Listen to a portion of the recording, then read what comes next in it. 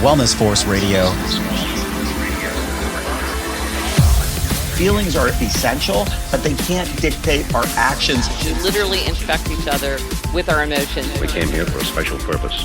Let the purpose unveil itself. Knowing without doing is the same thing as not knowing.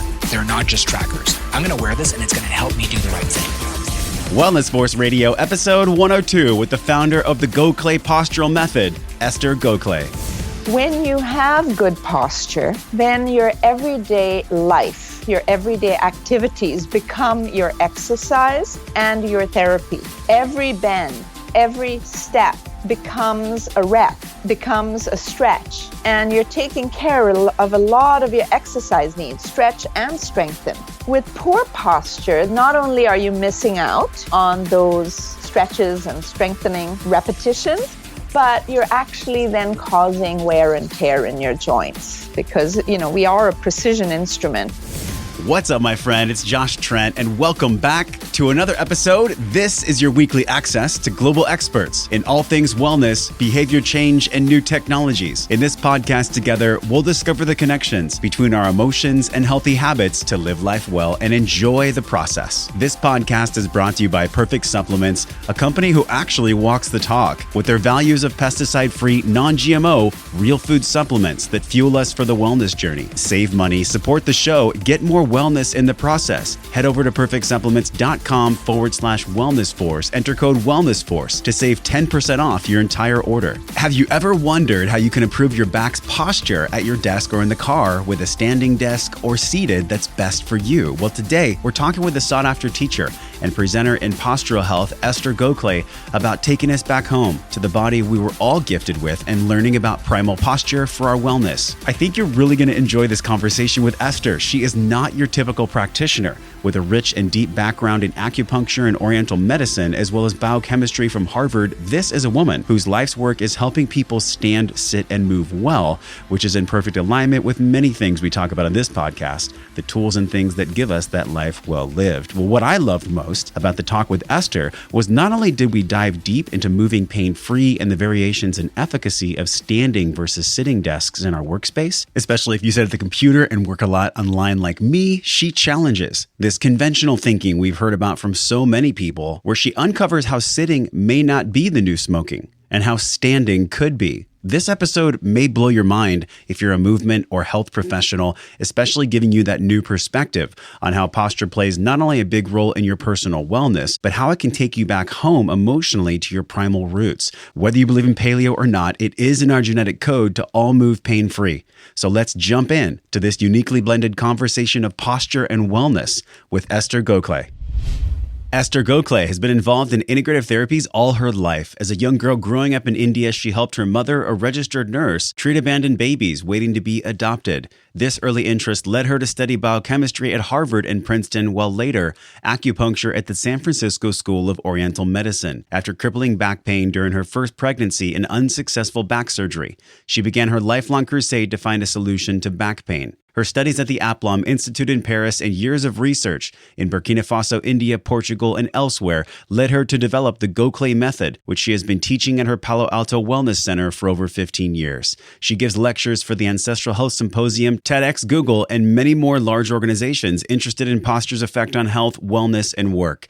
Esther, welcome to the show. Delighted to be here. This is going to be such a unique conversation. We were talking before the recording. I let you know 10 years in gyms and over 10,000 sessions working one-on-one with clients. I think I've probably given hundreds of thousands of postural cues at this point. So I'm really excited to dive into this subject, which I think a lot of people hear about, pull your shoulders back, chin up, that posture is such a good thing. But today we're diving in to how posture affects our wellness. So to start us off, Esther, what is a misconception out there that a lot of people hear in regards to posture that just simply isn't true? Well, the moment I enter a room, people sort of straighten up in this exaggerated fashion. They thrust out their chests and sit up straight. But what we really want to do is sit up smart.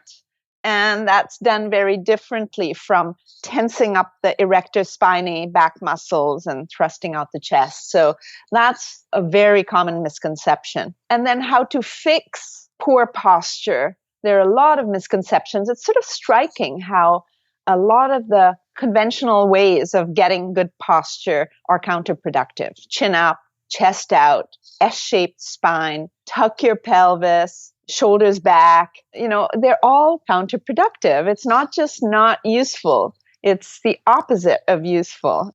That is fascinating to me because I've always been in the mindset of shoulders back, chin up. I mean, I probably gave those postural cues with clients hundreds of thousands of times. So tell us about this one part before we get into your story. We're going to talk a little bit about what you went through in order to teach so many people. But when we look at that shoulders back and the chin up piece, is that not what we should be doing? See, chin up, it usually translates as tense up these muscles in the back of your neck to pull your chin up. It's tension in the back of the neck that's being called into action, and that's not healthy. The chin wants to angle down. I teach people to elongate the back of their neck, pull on the hair at the back of their skull, and then the chin naturally angles down. So chin up is the opposite of what I'm teaching. Shoulders back. Now, you do want your shoulders to settle further back than most people carry them, but the way you get there is important. If you pull back, it usually lasts 10 seconds? Mm-hmm. And then people go back to slumping, right? And then they blame themselves for not being diligent enough and pulling their shoulder, holding themselves correctly. It's not practical, it's not sustainable, and it's not even healthy, because what you're doing is, again, calling in a muscle to tighten up, tense over a long period of time, the rhomboid muscle in this case. So that's what's pulling the shoulders together. And then people even go through the trouble of strengthening their rhomboids so they can do this in a more sustained, stronger fashion. But I think it's misguided because you don't want to count on some muscle tensing to hold you in a right position. So I don't want people to arch their backs as a way of getting rid of their slumping. That's even worse. Now you got two problems. You haven't really addressed the hunching, but you've added an arched lower back. And now you got an even worse problem, really, in the lower back. And so the way I teach people to improve their shoulder architecture, that is actually one of the easiest things I teach, is a shoulder roll. So you take one shoulder at a time, and you go a little forward, a little up, a lot back, and then totally relax. I'm trying to do it with you here. Now, if someone's driving, obviously, they can't do this while they're driving. So you're going forward with one shoulder, then you're going up a little bit, up, up, up. Now you're going back, back, back, back, back. Here's where you want to be adventurous. And now you want to relax, almost like slipping the shoulder soft tissues back a notch or two. It's almost like you have a gear mechanism in your shoulder. Shoulder joint is very craggy architecture, a lot of bony outcroppings and little ridges and valleys. And you're taking your soft tissue out of its current location and you're ratcheting it back a notch or two. And because of the craggy architecture in that joint, it just stays in place, it's held in place. And even after people relax, the shoulders don't slump forward. You're sort of taking advantage of the bony architecture there to hold the soft tissue back in place.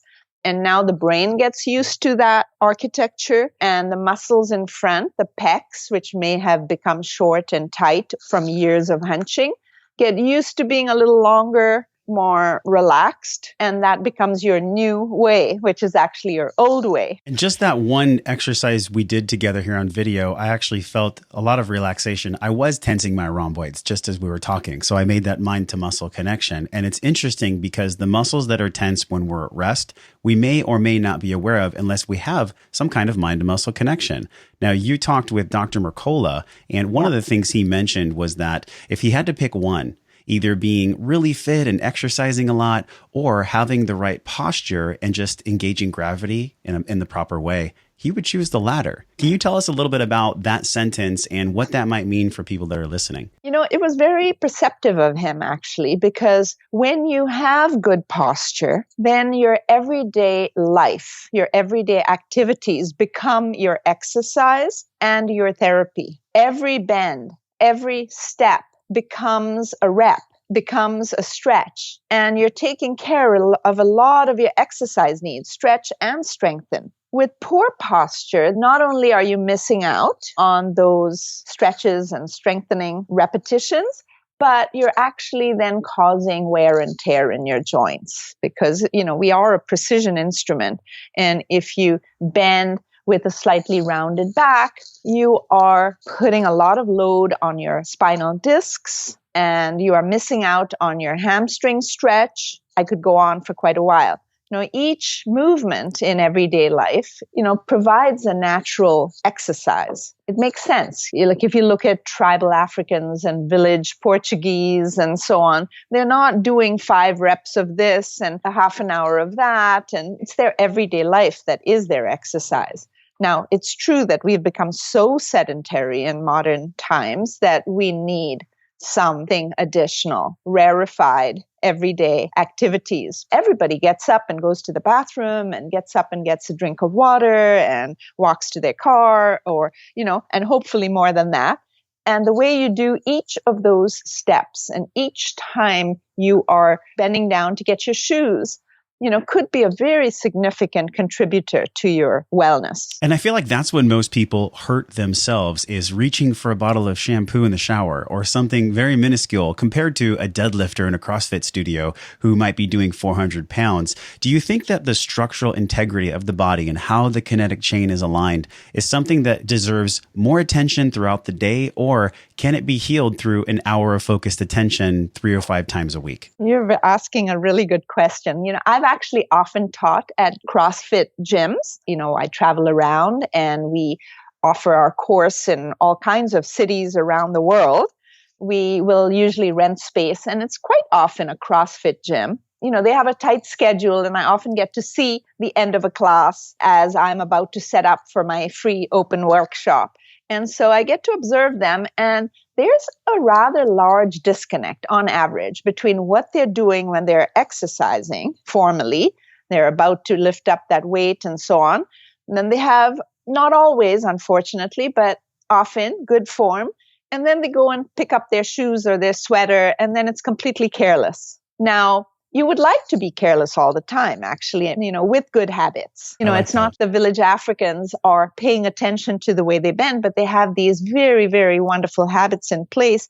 They hip hinge, the way a CrossFitter would go to pick up their barbell. So you want to pay attention until you develop this habit. In the Gokhale method that we teach, we define 4 levels of learning. The first one being you have an intellectual understanding of what it is you want to do.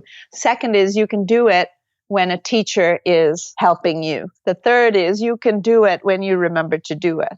And then the fourth is it's become habit. And you want to progress yourself through those phases on all these different little posture activities. I loved how you mentioned making it a habit, because we know that the synapses are pruned or enforced in the brain based on habitual behavior. So when we look at the way that our emotions might have a habit, if somebody has a personality trait, are there certain people that have better posture in a genetic space? Like genetically, are there certain blood types? Are there certain mesomorph, endomorph, ectomorphs that have just genetically better posture? Or is this more of an environmental thing that adjusts posture, good or bad? I feel very strongly that it's an environmental thing. There are a few people who are genetically compromised, who sadly are born with like such extreme scoliosis that, it's hard for their organs to function or so. But on average, people have really good design and great structure. You look at kids and they all look pretty good, you're very young kids. And then it's up to the culture to either nurture and support this design and this architecture, this primal natural architecture that we're born with,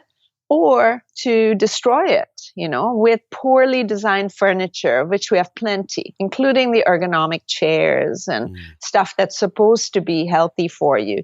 Also, the directions we give people, like I was saying earlier, chin up, chest out, sit up straight, stand up straight. And now we even have little buzzy things to buzz us into an upright posture that isn't actually healthy, that is unhealthy in a different way than slouching is. The culture is critical. And my mission in life is to change the culture. That's my long-term goal, is to create a healthy posture culture for modern people. It's so doable. We have so many advantages in life over the people who I present as models. What would you say is the main positive affects of the advantages we have over people from our past? We blame sitting. We're calling sitting the new smoking. Mm-hmm. Sitting is actually incredibly gentle on the body.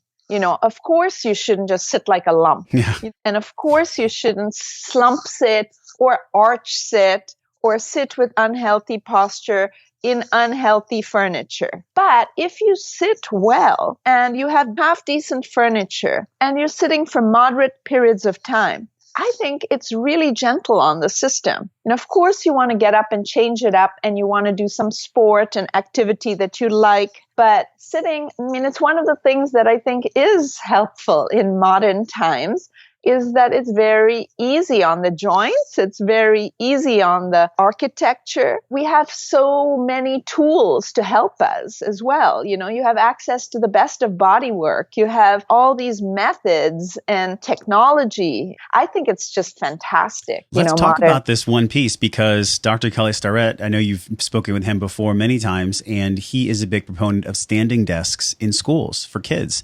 It improves cognition. It improves focused attention when the students are standing with their teachers.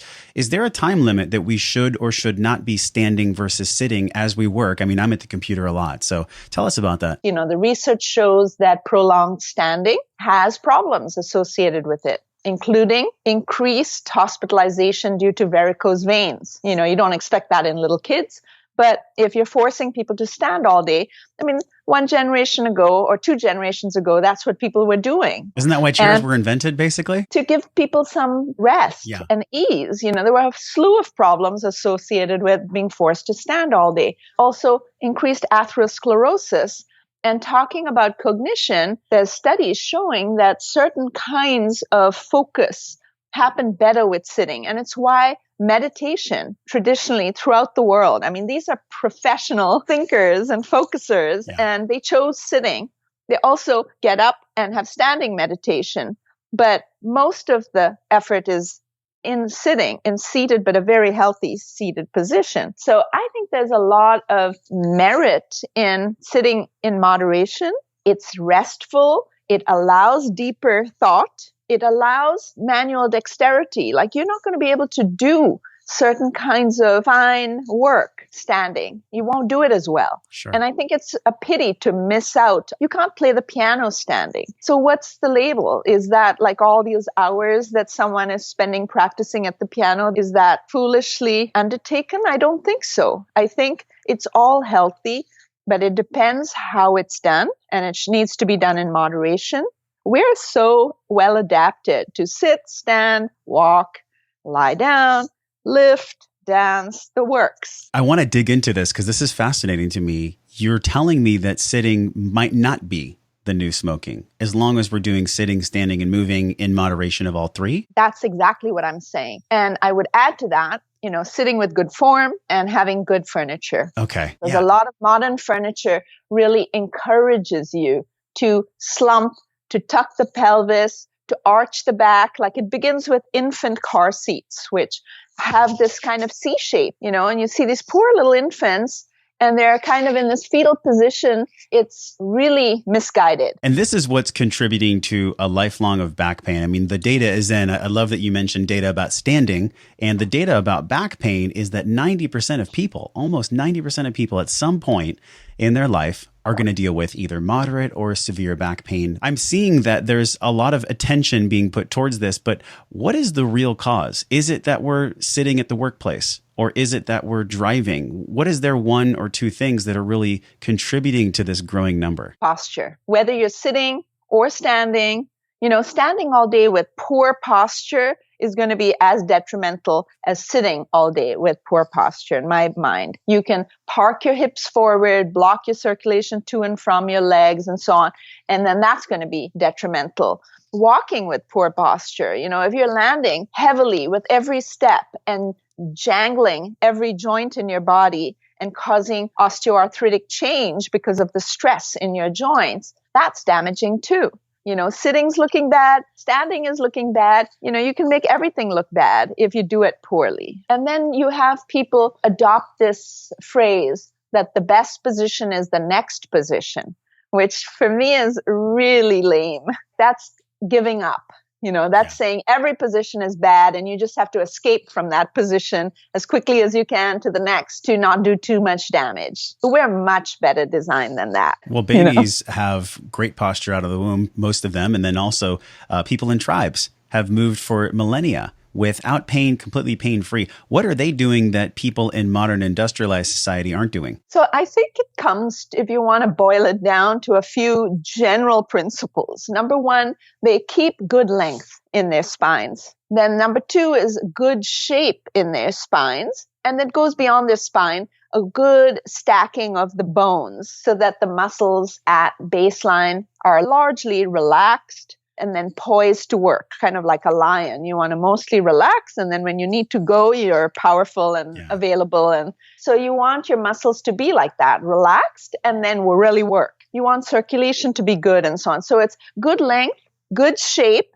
good strength, and then good movement patterns. What is the Gokhale method? I think a lot of people have heard about this, and we're going to link a lot of information in the show notes today. But if you had to describe it to someone in the elevator who maybe was frantic and they weren't even paying attention, but you had to say something to them to spark their interest in the Gokhale method, what would that be? So you're learning to go back to the architecture, the body posture you used to have when you were a little kid. And that's associated with being pain-free, living your best life. This is something that is innate to all of us. I mean, we're born with an internal blueprint, but as we go through life, there's no book. I mean, you've written a book, so we can read that, but there's no book for us to every year kind of reassess how we're doing in our posture. Is it the mindlessness? Is it the weapons of mass distraction that are making us leave our body? Or is it something that we just stop caring? Like, why do we stop caring? It's not because we don't care. It's because there's many other things that are taking us away. How do we flip the script on that? No, I don't think it's, I don't think posture is something people in other cultures, in these traditional cultures, are paying a great deal of attention to. You want to not have to pay attention. You want it to be just there. So it's about your upbringing. It's about culture. Every culture models and molds their kids to be a certain way. The way your mother carries you, your car seat, the way your grandfather is bending in the fields outside, you are mimicking whether you know it or not. That's what shapes you. We have all these words in the English language that are very suggestive, right? We talk about being shaped, and I think that's literally what happens. There's a physicality that you learn. I'm also feeling like when I'm hearing you talk about our environment, we touched on this earlier in the show, the environment has so much to do with what we do out of the environment. I'm at a standing desk right now. As I was doing research for the show, I was thinking, should I be getting a desk that moves up and down? Should I be scheduling breaks in my phone so that I just go out and take my movement breaks or my foam roller or whatever it might be? Is there something about our environment that applies to everyone as far as possibly scheduling? Can we schedule or can we set up our environment, our workstation, so that not only we're dropping into what good posture is, but that we're not using tension to hold ourselves in place? Yeah. So you reminded me to get up and stand, and here I am, and I'm doing more than that. I'm also moving around and doing a little samba, which is something I like to do when I'm on Skype because your head stays more or less steady. And you can still have all this movement, and it's really fun. I actually think dance is a missing piece in corporate culture because corporate jobs tend to keep people at the desk or at their computers for very long periods, Dance if they're breaks. not. Dance breaks would be marvelous. That's one of my many missions in life. I think it particularly complements the particular postural deficits. Plus, that's so much more fun. Now, I'm curious if Google's interested in that. You've presented at Google. Many companies are interested in your work in regards to how that relates to their employees' health and their wellness. Is that something that implemented successfully at Google? I mean, have you done these dance breaks? I have not done dance breaks at Google. Google has a pretty good dance program, but they haven't integrated it into their workspace. And to me, that's a critical thing that needs to happen. But acceptance is slow. Like, in our culture, males feel very shy of dancing. Often, a lot of people are embarrassed. They feel they have two left feet. And I believe everybody has a dancer in them. You might have to scratch a little deeper to bring it out, but it's there. And there isn't anything so wonderful as dance and efficient as dance to stretch, strengthen, move you, bring out the artist in you, let you have couple time, community time. There's research showing it's the best thing to prevent dementia because it keeps all the brain circuits challenged enough to fire better. And the busier we are, and we are very busy in modern times, the more important it is to have efficient ways of getting all these exercise and emotional health needs met. I'm feeling that there's so many people listening that are either in a car driving or they're at a desk and, you're moving a little bit. I have my standing station here. Is there something that applies to everyone? And I want to circle back to this question because I think a lot of people are listening and they're sparked by the curiosity of, hey, should I be standing? And if so, how many hours does that look like for me? Or should I be sitting? And is there this proper way to sit? Maybe we can touch on sitting in a primal way. If you're sitting and there's a backrest, there's a wonderful technique to allow you to improve your spine as you sit. I call it stretch sitting. And the basic idea is that you put your back in traction. You sort of lengthen it and then stick it to a part of the backrest that comes out to meet you and is maybe a little frictiony, sticky nubs or frictiony towel or so.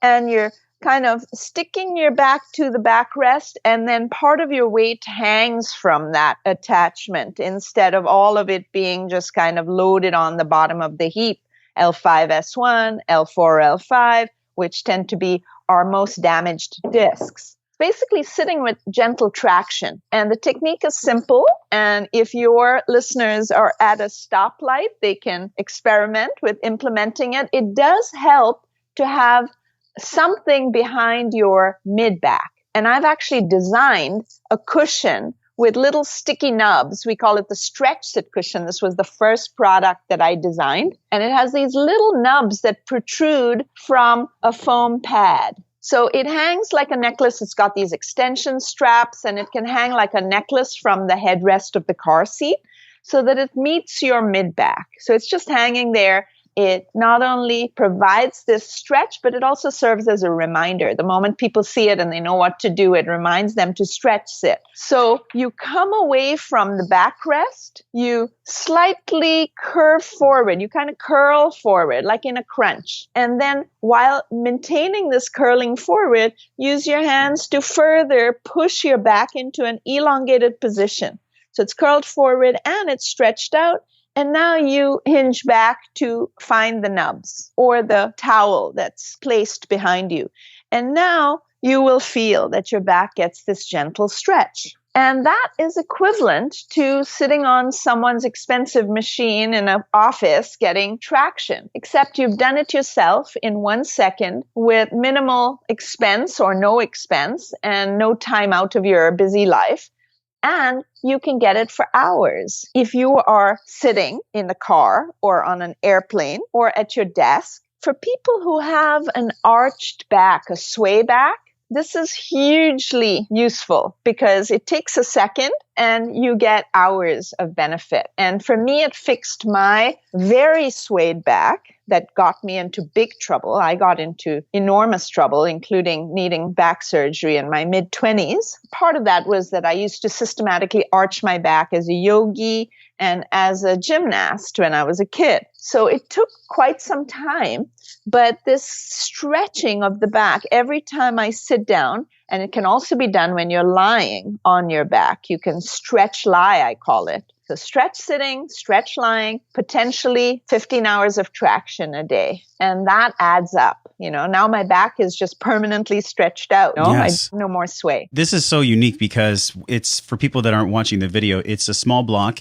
You place it at the thoracic spine or above the thoracic spine, kind of right in that area? Below the shoulder blades. Below the shoulder blades. Yeah. And this is essentially elongating the spine so that we don't have to have that tension in our rhomboids by pulling our shoulders back. Is that what I'm hearing? To not have to pull your shoulders back, you do a shoulder roll. But by lengthening your spine, you are easing tension in the low back. You're stretching for an extended period. You're stretching the lower back, the erector spinae muscles, the long back muscles. Those are getting stretched out and they become longer at their baseline. So your spine is no longer so exaggeratedly curved. Now, one of the things that happens with people is with people that might have upper cross syndrome, they'll be very tight in their anterior chest and their delt, and they'll get long in their back, almost like people that have a bow in their back, like a big bubble in their back.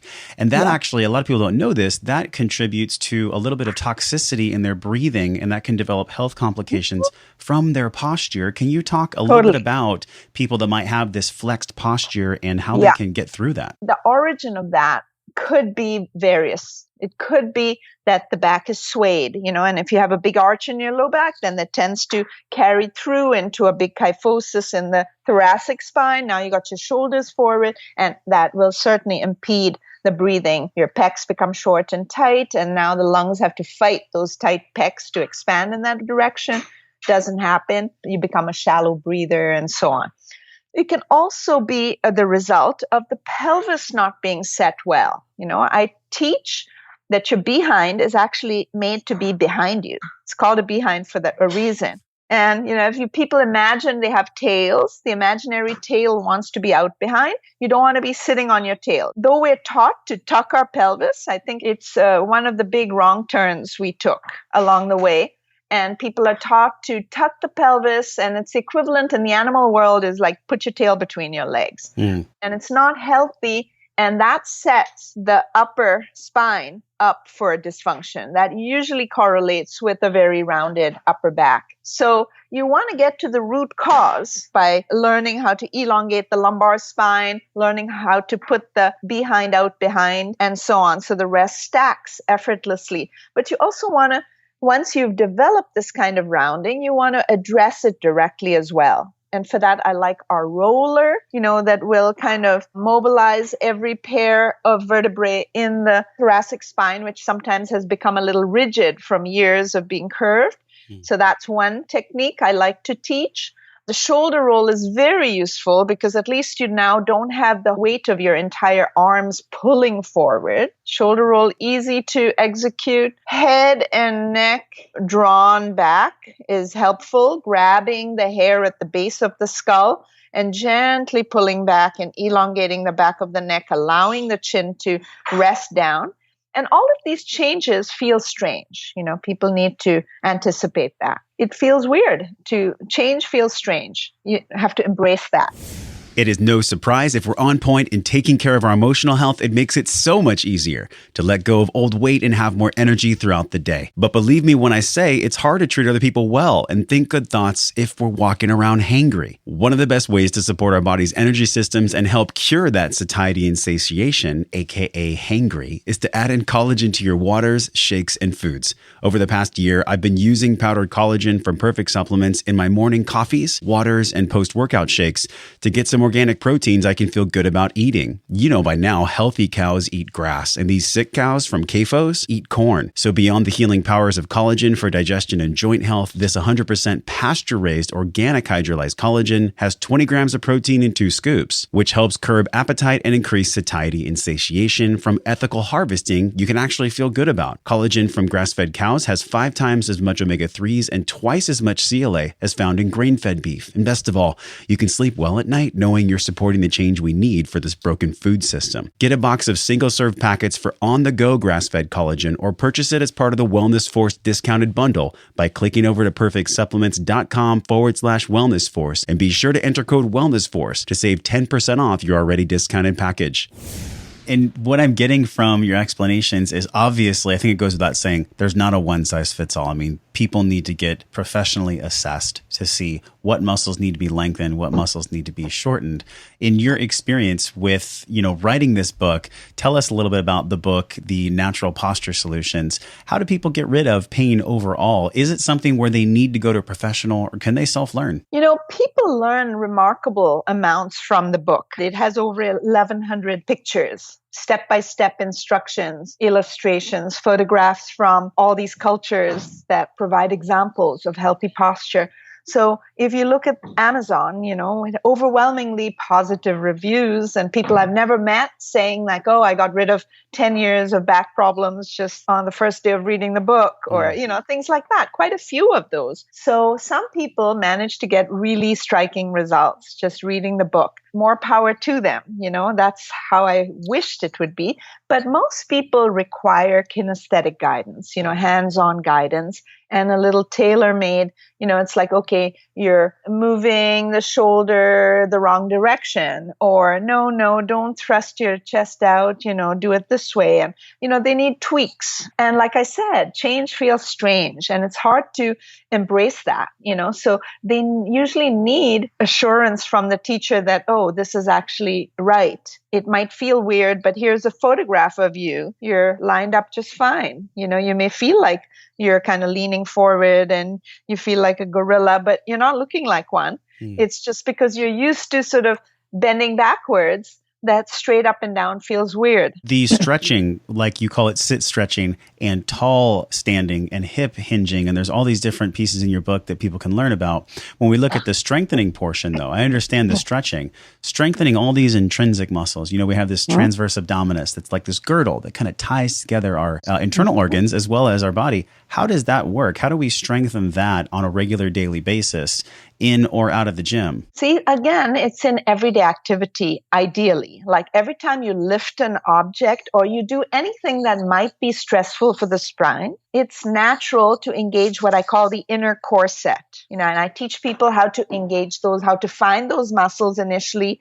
We have an exercise where you sort of reach up, high, and then imagine you're going up and around a bar at chest height and you're reaching for a high shelf, and that automatically pulls in approximately the right combination of muscles that would be used by a villager in Burkina Faso in Africa. Now, once you've identified that set of muscles, which is different from what most people call the core. When people talk about core, very often they include tucking the pelvis, which really shouldn't belong in this basic engaging the deeper abdominal muscle action. So, every time you're going to twist or you're going to do something that might distort the spine, like put your luggage in the overhead compartment, there's a tendency to arch. You want to actually engage muscles to prevent that arching. And if there's weight involved, you want all of that inner core set engaged to make you slenderer, make you taller, prevent injury to your discs and nerves. But also, incidentally, that becomes your exercise. I think one of the most popular exercises that people do is the plank. Is there a way that you cue clients to properly plank to strengthen that girdle? Totally. What's important is to keep the shoulders in their home base position, like do a shoulder roll and then keep the shoulders back. Because often I see people kind of curving forward while they're doing their planks and rounding their backs, straining their necks, and so on. You really want the same position throughout your spine and shoulder girdle that you had when you were standing. And then you add muscle to maintain that. If you're standing, it doesn't take much strength to keep that position, but in the plank, takes a lot of deep abdominal work. And I think you did a beautiful job of explaining that. Now I'm thinking about when people are standing. So going through life, is there a proper way to stand in regards to posterior pelvic tilt, anterior pelvic tilt? Do we want to be neutral? Do we want to have a slight tilt? You mentioned the bottom is meant to be behind. So how do we stand? Where is our center when we're standing? I avoid the vocabulary of neutral pelvis and anterior pelvic tilt and so on, because that's been co-opted to mean a whole family of positions that are not distinguished one from the other. Some of them are healthy, some of them are unhealthy. And I wrote a blog post on this. If you go to my website, gokhalemethod.com, then there's a post on pelvis, forward pelvis. I think I described pretty well with images, what the distinctions are.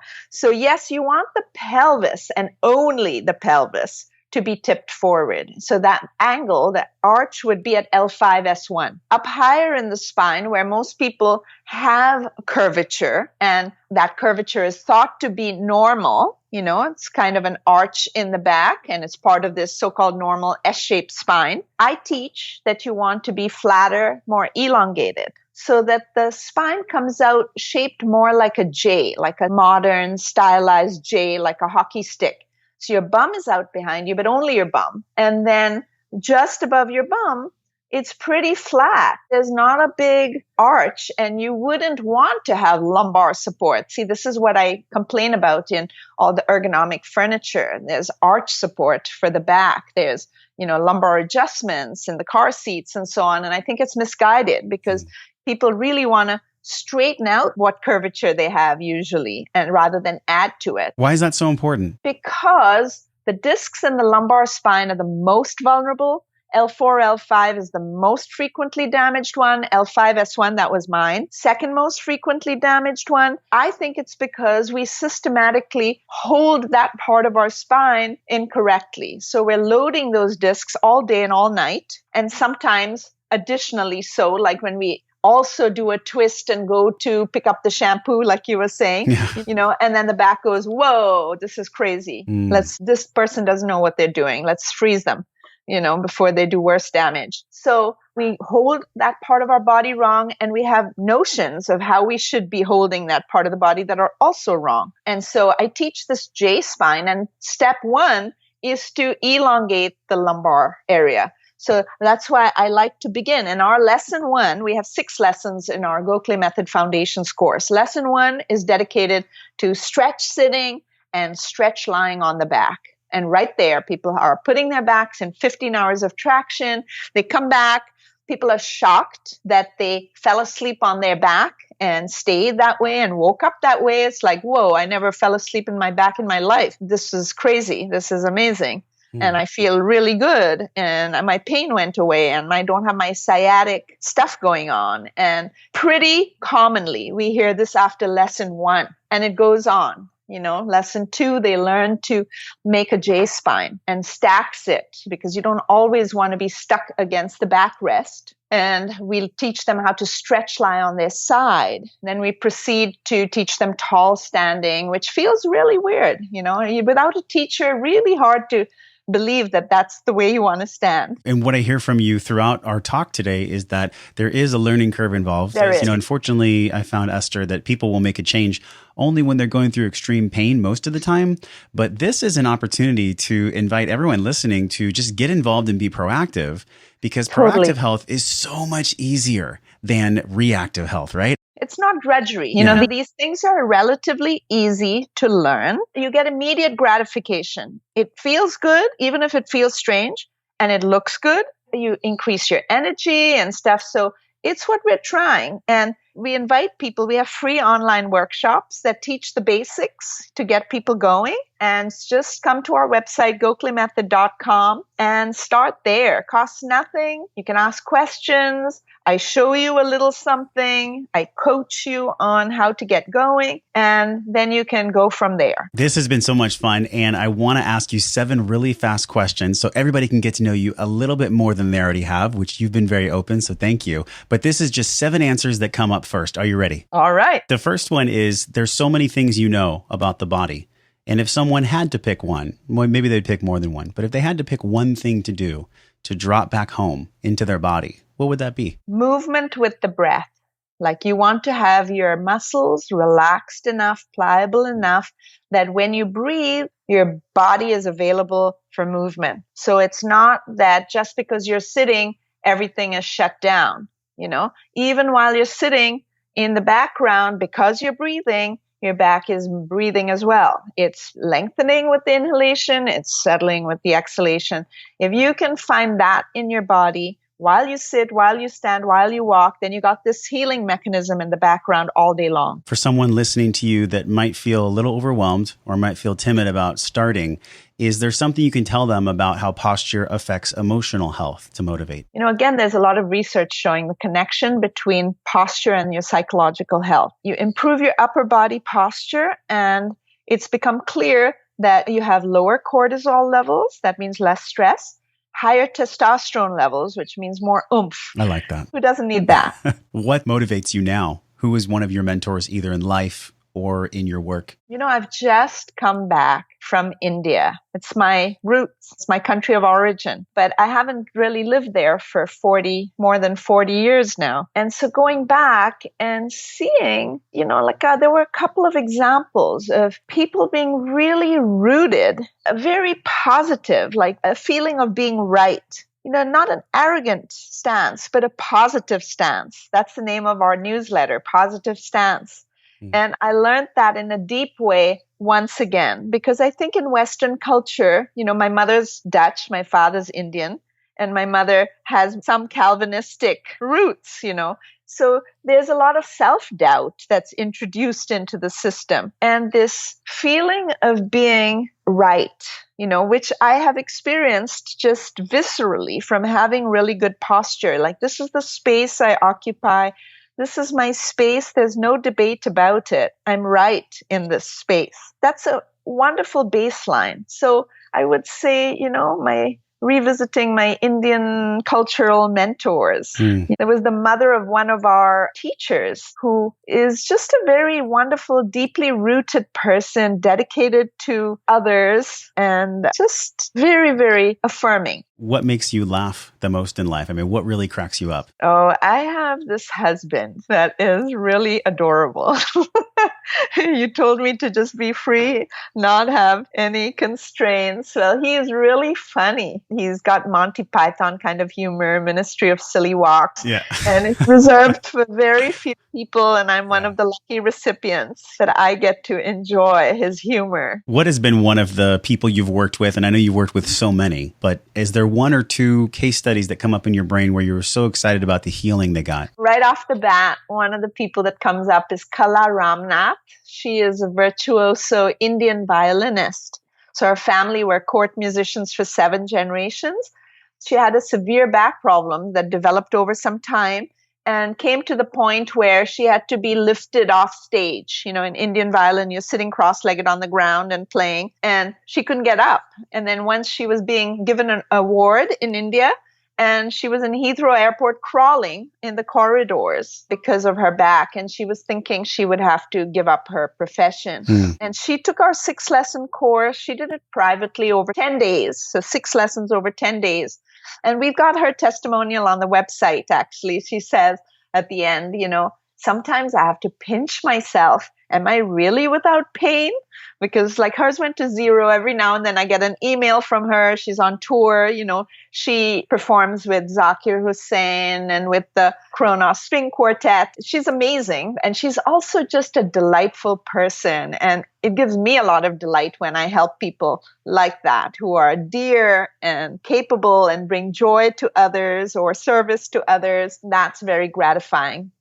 Desmond Tutu, Joan Baez, people who really are available to other people. And then, when they get benefit, a whole bunch of people are benefited. That gives me a lot of delight. What's an exercise that you love doing? You feel one of the top 5 exercises that benefit your corset strength, as you had mentioned. What's something that you love? Samba. So here I am, 1, 2, 3, and 1, 2, 3 with the shoulder roll and stepping back. I'm getting like 12 exercises in one. So that's my very favorite. You're making me want to dance too. Hopefully people will watch the YouTube of this video. Our last question for the show. This has been such a unique conversation around posture. You told me some things that really blew my mind. I think I'm going to have to research after this. My last question for you is, what is wellness to you with your background and the way that you help people through postural healing? What is your definition of wellness? I think when you feel centered in yourself and very available to life. You're not held back because you're weak or in pain or tired, but, truly available. That's, I think, life is amazing and there's so much to do and learn and you want to be fully available while at the same time having some strong center. Esther Gokhale, the author of 8 Steps to a Pain-Free Back. You can find more about her at gokhalemethod.com. We'll link that in the show notes today. Also, if you're watching on YouTube, she just held up a copy of the book. Esther, thank you so much. I want to pause for just a second and thank you for healing people's posture. I think it's something that's overlooked a lot in the wellness industry. There's a lot of focus on nutrition and fitness. But what I'm hearing from you and what I've learned all throughout our conversation today is if the body and the structure of the body is not sound, it's going to be hard for nutrition and fitness to even create an impact. So thank you so much for what you do. Thank you. That wraps episode 102 with Esther Gokhale here in the podcast. Did you find yourself curious during this episode? Join us if you had any questions about today's episode at the Facebook group. search Wellness Force Community on Facebook. You can also just go to wellnessforce.com/group. I will add you to a private Facebook group. This is where we have some fun and sometimes very vulnerable conversations, but always authentic threads about the guests and the topics that matter most to us. So join us, be a part of that community. I want to hear your voice. I want to see what you think about the topics and things we get to dive deeper into for 2017 here on the show. Just simply search Wellness Force Community on Facebook and I will add you to our group. You know, the biggest takeaway I had from listening to Esther on the show today was not around how many hours I should sit or how many hours I should stand. It was to be constantly moving and be varied in my movements. There is some incredible resources we've linked over at the show notes page today at wellnessforce.com/primal posture. So go to wellnessforce.com/primal posture if you want to get some more information about Esther's book, videos, and tools that'll allow you to sit in a comfortable and postural friendly position. But what made an impact on me was a reminder that I already do by using technology with the Fitbit or whatever device you have. You can set these devices to nudge you, to allow you to get up and move and dance and walk or whatever it might be. Sometimes we just need that reminder throughout our day as our mind is focused on the task at hand to get us back into our body.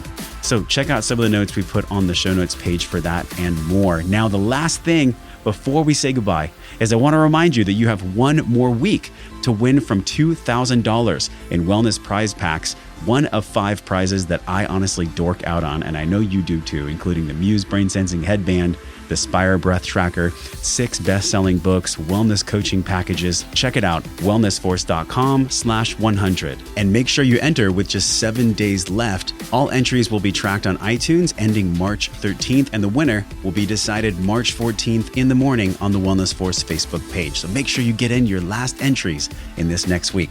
Okay, my friend, this is it. Now, from Esther and all the other guests we've listened to and learned from on the show, you get to go out and create an amazing day for the people you care about. So until I see you again real soon, I'm wishing you love and wellness.